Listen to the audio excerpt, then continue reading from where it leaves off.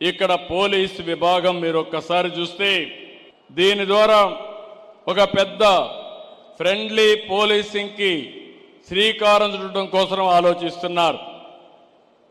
నేను ఇంత మునుపు కూడా చాలా సిస్టమ్స్ అన్నీ పెట్టాం.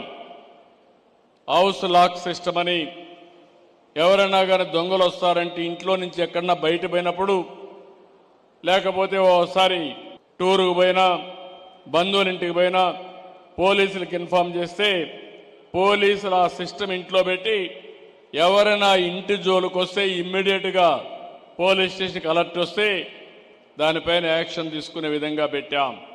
అదే సమయంలో ఒకప్పుడు మీరు ఆలోచిస్తే పోలీసులంతా కూడా ఒక బాడీ ఓర్న్ కెమెరా పెట్టాం. అవతల వాళ్ళతో మాట్లాడుతూ ఉంటే ఇద్దరు రికార్డ్ అయ్యేటివి. నిన్న మీరు చూశారు ఈ జిల్లాలోనే, పక్కన పల్నాడు జిల్లాలో